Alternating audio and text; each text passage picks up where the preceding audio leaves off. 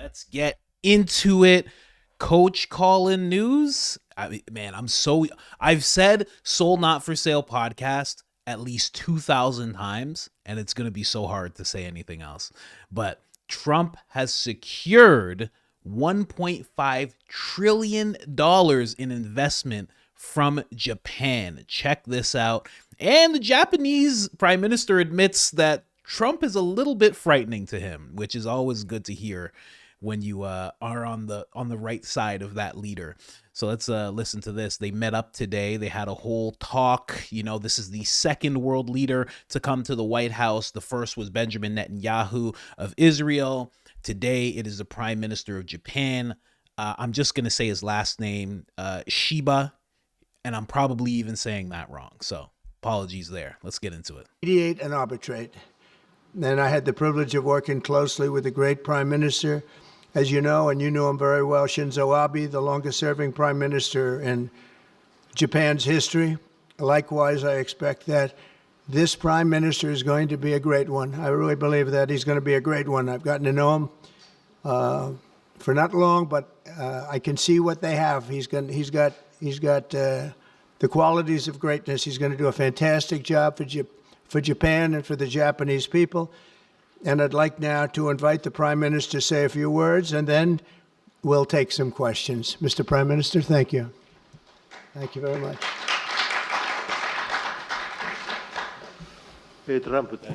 Mr. President Trump, I would like to sincerely thank you for inviting me to the White House today, immediately following your inauguration. I also thank you for your very warm hospitality. I have come to Washington, D.C. with the hope of having a face-to-face meeting and deepening our mutual understanding at this early date with President Trump, who is now leading the United States, the most important country for Japan's diplomacy and security, and aligning our perspectives and visions that Japan and the United States should pursue. What should we do to advance the national interests of both of our countries in synergy and to realize peace and prosperity in the Indo-Pacific? I am convinced that the answer lies in further strengthening the strong and unwavering Japan-U.S. alliance to achieve a free and open Indo-Pacific. President and I concurred to strengthen the deterrence and response capabilities of the alliance and to work closely in addressing strategic challenges that both countries are facing in this region. I conveyed to the President that Japan, as an ally of the United States, is ready to share responsibilities and to play its own role. I also reiterated Japan's unwavering commitment to fundamentally reinforcing its defense capabilities, and we confirmed the unwavering commitment by the United States to the defense of Japan. We reaffirmed that Article 5 of the Japan-U.S. Treaty of Mutual Cooperation and Security applies to the Senkaku Islands, with half of the world's population and approximately 60% of the world's GDP. The Indo-Pacific serves as the engine of growth and vitality for Japan, the United States, and the world. President and I also concurred that the United States and Japan will make further efforts in a wide range of areas, working hand in hand together to realize a free and open Indo-Pacific. In this context, we also concurred to further advance cooperation of the multi-layered networks of the like-minded countries, including the Quad, and trilateral cooperation with the Republic of Korea and the Philippines. We also discussed Japan-United States cooperation to bring about growth and prosperity. Economic cooperation, including on economic security, is important from the perspective of strengthening alliance cooperation. Japan is the closest economic partner of the United States and has been the world's largest investor in the United States for 5 consecutive years. Also, with the inauguration of President Trump, the momentum for Japanese companies to invest in the United States is growing even stronger. Today, I conveyed my willingness to cooperate together to elevate Japan's investment in the United States to an unprecedented amount of $1 trillion. President Trump and myself also concurred to elevate the Japan-US partnership to an even higher level through improving business environment and increasing bilateral investment and employment, strengthening each other's industries, leading the world in developing advanced technologies such as AI and leading-edge semiconductors, and strongly promoting efforts to harness the energy of the growing market in the Indo-Pacific region. Amazing. $1 trillion. This is some Dr. Evil stuff right here. You know, all he's missing is just a little pinky to the mouth there. I'm starting to realize some of those movies I bring up, there's some people that are too young and they're like, what are you talking about? They're like, who's Dr. Evil? And then I feel old. And then I go and shave because I got gray hair and I want them to go away. It's a pretty amazing thing that's happening right now between and you know what? I think I even said it at the beginning of this. I think I said Trump secured, but what really happened is America has secured this money. And I want to stop, as much as I like to give Trump his credit, he deserves it, but there's a thing that the mainstream media will do. They'll try to separate what Trump does from America as if he's not doing it for America, so they can further put the narrative forth that he's doing these things for himself. He's only out for himself. That whole thing that they always say, this is going to benefit America. This is going to benefit the people with blue hair who are currently protesting Trump, that are screaming in their cars by themselves and filming it and putting it on TikTok. It's going to benefit those Americans as well. So just putting that out there, this is something that's happened for America. This is very, very, very good. And this Trump guy right here, this guy's in the Middle East. He's like, we're taking over Gaza. Give me some of Canada. I want that Greenland. Cut off everything from South America, although I'll talk to Venezuela because I have some people that they're going to take back. This guy is all over the map. He's going to, like, literally within these 2-3 weeks, he's touched on every continent. Something. Maybe it's not all investment, but he has touched over the whole world. He said, okay, Middle East, this is what's going to happen. Russia, Ukraine, this is what's going to happen. China, we're going to have some conversations. South America, I have a boatload, plane load, a small stadium full of people that you have to take back. Canada, you're going to be a state.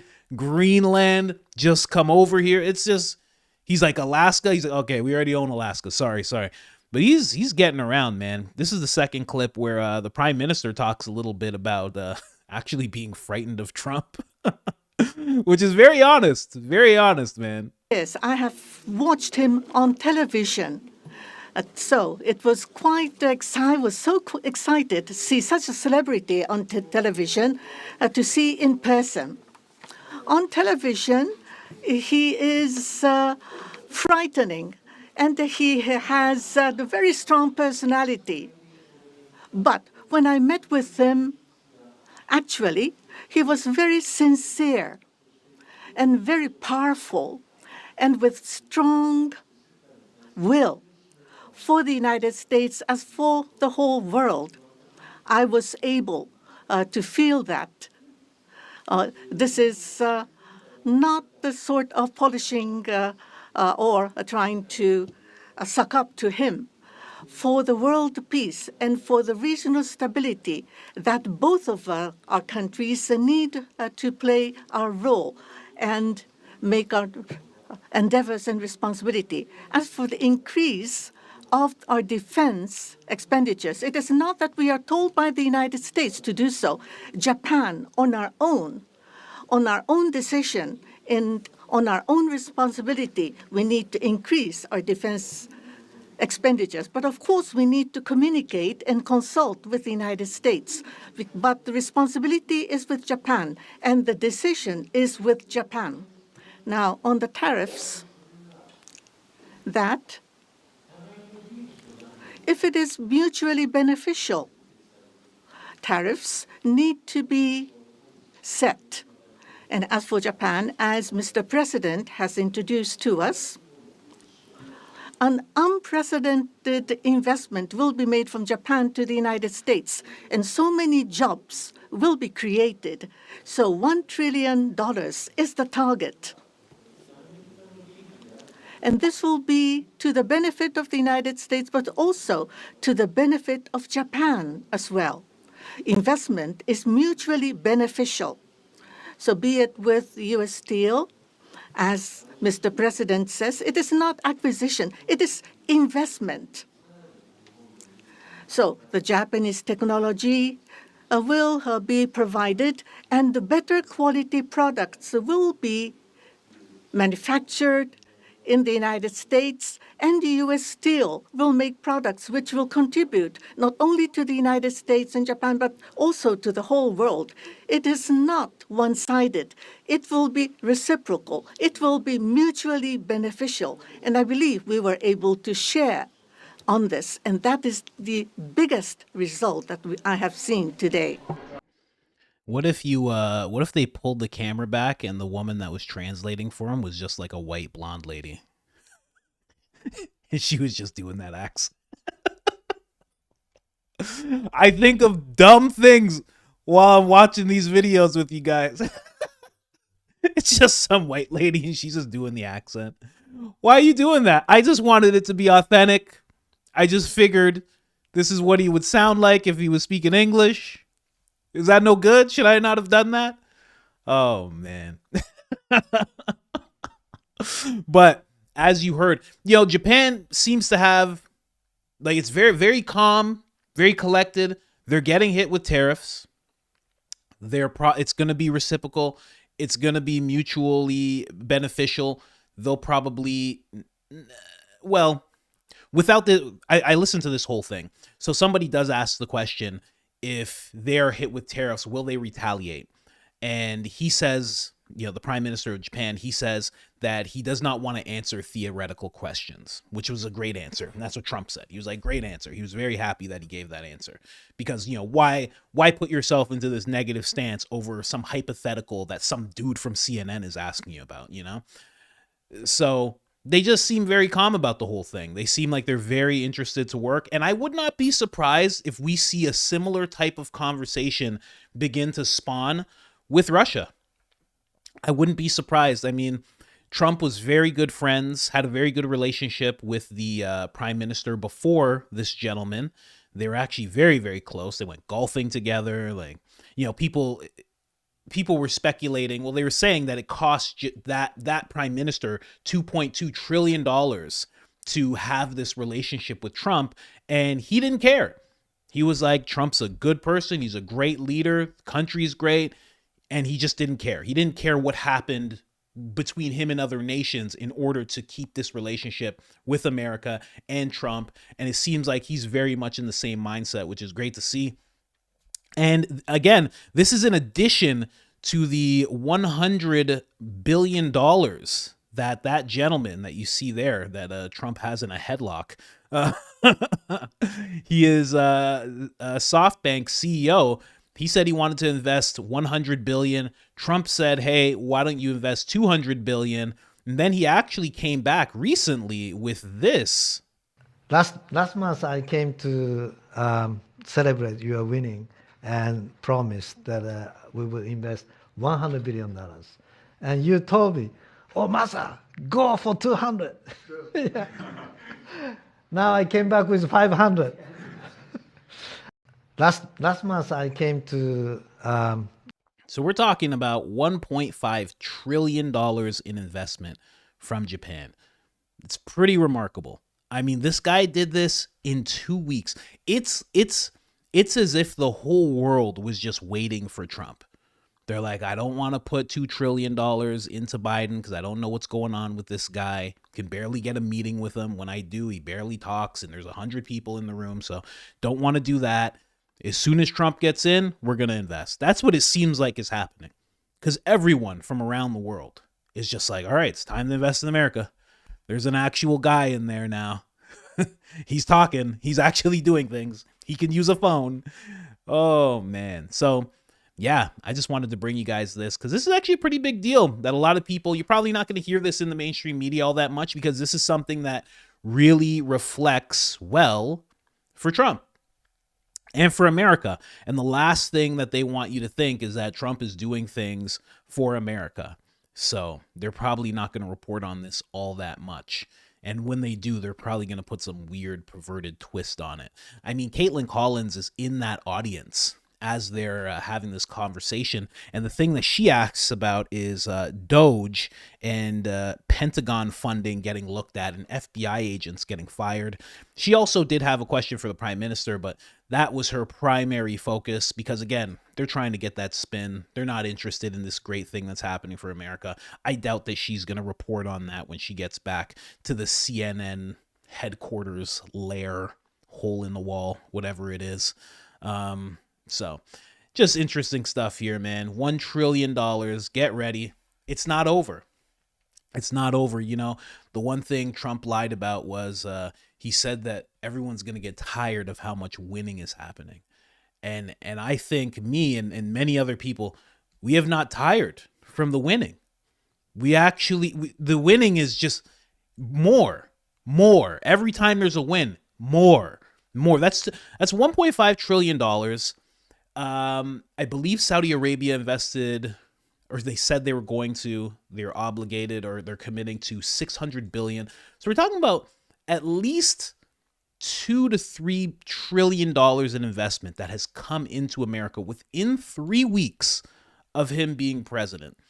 And they have a target with Doge to cut at least $2 trillion of waste from the government, from the federal government altogether. And that they have to do that by, I believe, the first quarter of 2026. That's quarter is the first 3 months of 2026. They're well on their way to doing that.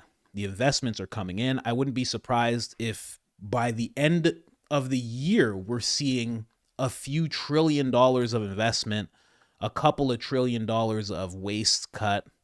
This is looking absolutely amazing so far. So just wanted to bring you guys that information.